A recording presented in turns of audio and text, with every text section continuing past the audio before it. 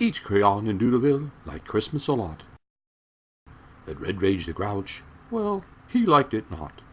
The Grouch despised Christmas throughout the whole year, about which he'd curse, and he'd swear, and he'd jeer. Why was he like this? No one knows if they're right. Some think that his undies were on much too tight, but some say the most likely reason of all was that his brain was so tiny, it was much, much too small. Whatever the cause, his shorts or his brain, he looked to the valley at the cause of his pain. Staring down from on high, with his grouchy old frown, to the happy little crayons there in Doodleville town. He knew every crayon there down below was hanging a wreath made of green mistletoe. And they're hanging up stockings, He said with such sorrow. I must stop Christmas. It's coming tomorrow.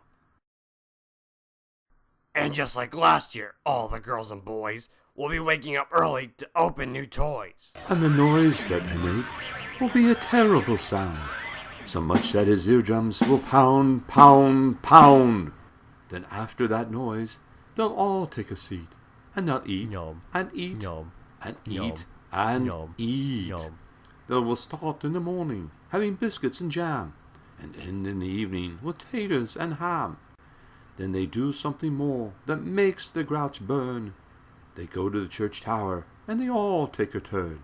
They pull the bell rope, and make the bell ring, with a ding and a dong, and a dong and a ding. Late until midnight, the church bell shall ring. So the Grouchy then said, I will stop this whole thing. And he came up with there a diabolical plan, much too evil for crayons, or even for man. I'll make me a costume, a Santa coat and a hat, from red flannel PJs and white fur for my cat. Then I'll need a reindeer to pull my sleigh, but there's none to be had. They live far away. So who can I get to play my reindeer? I know who it is. It has to be Greer. Now Greer is a crayon, envious till green. He wants what you have, everything he has seen. So Greer he agreed to join up with Red, and allowed him to put 2 horns on his head. The plan's coming together. Red gave out a cheer. He grabbed up some bags, then he hooked up old Greer. The Grouch yelled, Yeah! and Greer cracked the whip, and then the old sleigh, well, it started to tip. The sleigh went flying down the steep snowy slopes. It was pulled and driven by a couple of dopes. As they slid into town, one house was picked first, for the Grouch to go in and do his very worst. Up the ladder he went, and down the chimney too. He nearly got stuck inside of the flue. Then he stuck his head out of the fireplace box, and from the mantel he stole the Christmassy socks.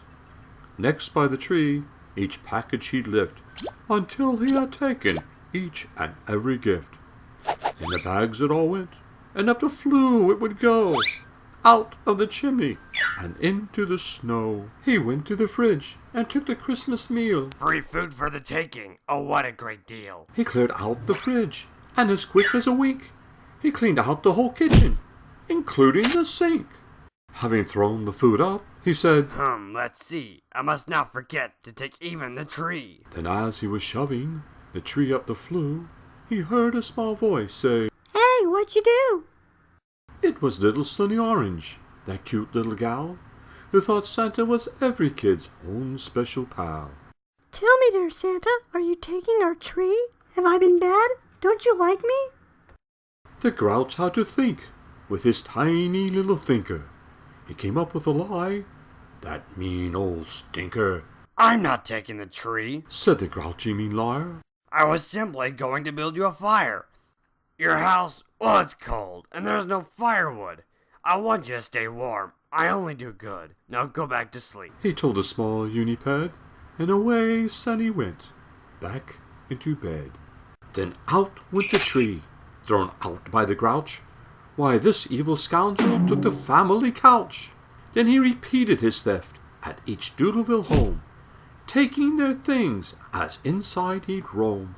And the last thing he took, I'm sorry to tell, he broke into the church and stole the church bell. With his sleigh piled high, it was now time to go, traveling along on the moonlit snow. And I heard him exclaim as he rode out of sight, "You're all much too loud, and you know that I'm right." And the moral of the story to all girls and boys: learn to be quiet. You make too much noise.